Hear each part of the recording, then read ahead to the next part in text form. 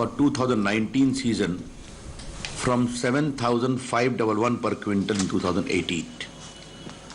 तो मिलिंग कोपरा को MSP 2,000 रुपये बढ़ाई गई है। 9,521 पर क्विंटल से 19 के लिए 7,511 पर क्विंटल के सीजन 18 में जो था उससे बढ़ाया गया है। और बॉल कोपरा जो होता है उसमें भी लगभग 2,000 रुपये से अधिक की वृद्धि हुई है। 18 के सीजन में इसका रेट था 7,750 जो अभी बढ़कर करके हो गया 9,920। और ये सब कुछ national agriculture cooperative marketing federation और ये नेशनल कोऑपरेटिव कंज्यूमर फेडरेशन इनकी सेंट्रल नोडल एजेंसी होगी और ये जो agriculture cost and price commission के अनुशंसा पर यह काम होता है। कल कैबिनेट ने एक और रिफॉर्म की दिशा में बहुत बड़ा काम निर्णय लिया है। लगभग 7 PSU होंगे जो स्टॉक एक्सचेंज पर IPO के लिए लिस्टेड होंगे। 7 PSUs of the government of India will be listed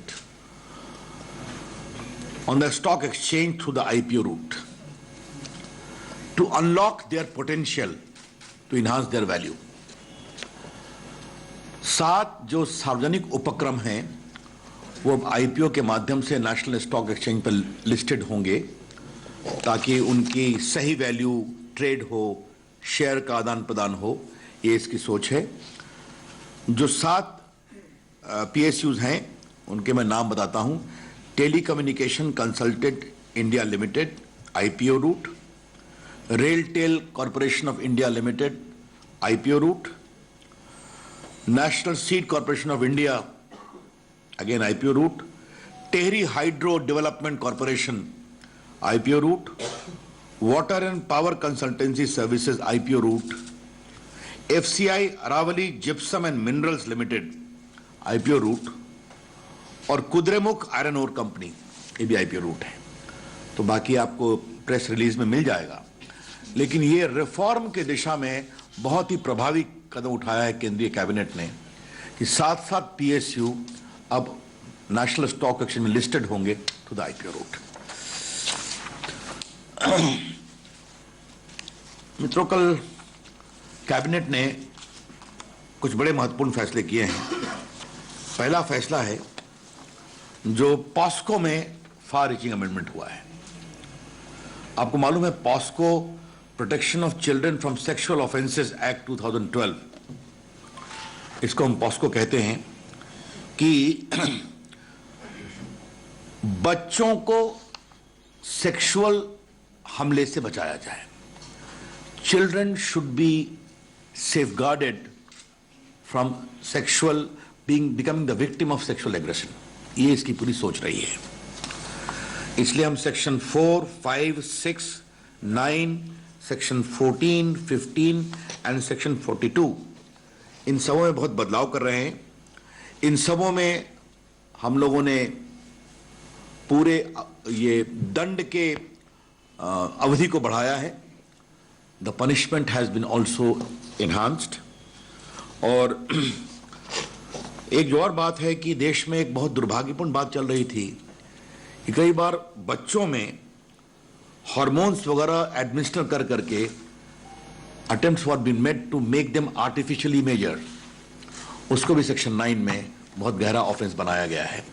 ये आपको ये नया प्रोविजन कैद हुआ है। और जो एग्रावेटेड सेक्सुअल ऑफेंसेस होते हैं उसमें डेथ पेनल्टी भी दिया है, ये आपकी जानकारी के लिए। तो इसको अगर आप पूर्णता में देखें तो पहले बच्चियों पर जब 12 सालों से नीचे की बच्चियों पर रेप हुआ करता था तो हम लोगों ने कानून लाया था कि आपको फांसी की सजा मिलेगी।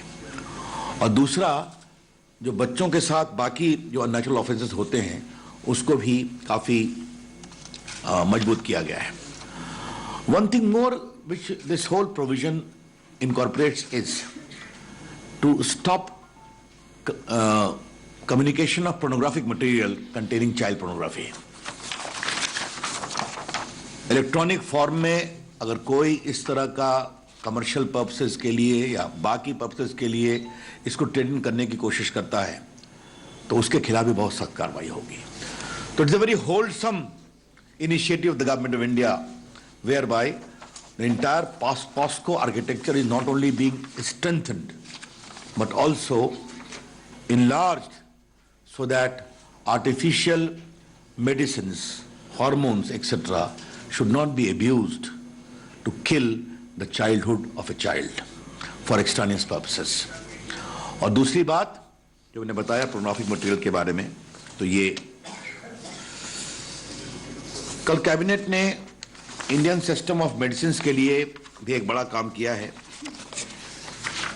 उधर बताएं, होम्योपैथी के पहले वाला कहा है। हाँ, ये हम लोगों ने एक national commission for Indian system of medicine bill 2018 इसको हम लाएंगे और इसमें अलग अलग बोर्ड बनेगा, एजुकेशन ऑफ आयुर्वेदा, यूनानी, सिद्धा, सोवारग्रिपा, जो इस सब के लिए अलग अलग बोर्ड बनेंगे। जो दो इसमें महत्वपूर्ण बात है कि इसके लिए हम कॉमन एंट्रेंस एग्जामिनेशन कराएंगे। अभी तक इंडियन सिस्टम ऑफ मेडिसिन में थिंग्स वेर एड हॉक, तो अब एक इसके लिए कॉमन एडमिशन परीक्षा होगी और उसके बाद ही आप लाइसेंस आपको मिलेगा प्रैक्टिस करने के लिए। और टीचर्स की एलिजिबिलिटी का भी इसमें ध्यान रखा है इस बिल में, ताकि टीचर भी एलिजिबल होकर टीचर बने। तो हम भारत की आयुर्वेदिक परंपरा का बहुत सम्मान करते हैं, यूनानी परंपरा का, सिद्ध परंपरा का, लेकिन इस पूरी परंपराओं में प्रामाणिकता, पारदर्शिता और क्षमता की परख बहुत जरूरी है। We are committed to enhancing India system of medicine from Ayurveda to Siddha to Unani, but it's equally important that we remain alive to having value addition in terms of eligibility, in terms of quality, in terms of having a system which produces quality practitioners and quality teachers. तो उस दिशा में एक बड़ा काम कल हुआ है, तो ये हमें आपको बताना था। ये कल कैबिनेट ने एक और अप्रूवल किया है जिसके आधार पर एक national commission for homeopathy bill 2018 इसको भी हम उन्होंने अप्रूव किया है। आपको मालूम है अभी सब ये सब एडहॉक रूप से चल रहे थे एक सेंट्रल काउंसिल के आधार पर। इसका भी वही आधार है कि there be a national register of homeopathic practitioners, उनको भी एलिजिबिलिटी टेस्ट पास करना पड़ेगा और शिक्षकों को भी इस बिल के मानकों के अनुसार अपने को क्वालिफाई कराना पड़ेगा। तो be it homeopathy, be it Ayurveda, be it Siddha, be it Unani, इन सारे Indian system of medicine homeopathic सहित इन सबों की गुणवत्ता को मजबूत बनने की कोशिश की गई है कल ये दो बिल के द्वारा। ये कल भारत की ओर से सेकेंड बायएनुअल अपडेट रिपोर्ट जाती है on UN framework convention on climate change. तो भारत की दूसरी रिपोर्ट जो जा रही है इसको कैबिनेट ने अप्रूव किया है। इसका विस्तार से आपको नोट में मिलेगा कि इंडिया का अपना update report on compliance of UN parameters क्या है। तो इसके लिए बहुत हाई पावर बॉडी बनती है, वो इसकी पूरी चिंता करती है, technical advisory committee of experts होती है। उन्होंने पूरे परख करके भारत के अपडेट रिपोर्ट को बताया है जिसको कैबिनेट ने अप्रूव किया है। तो ये आपको डिटेल्स इसके और technical terms in the field of energy, industrial process और वेस्ट, ये सब मिलेगा। तो इस सब कैबिनेट का अप्रूवल जरूरी होता है, तो ये हमने किया है। मित्रों, कल कैबिनेट ने एक कोस्टल रेगुलेशन जोन नोटिफिकेशन 2018 को अप्रूव किया है।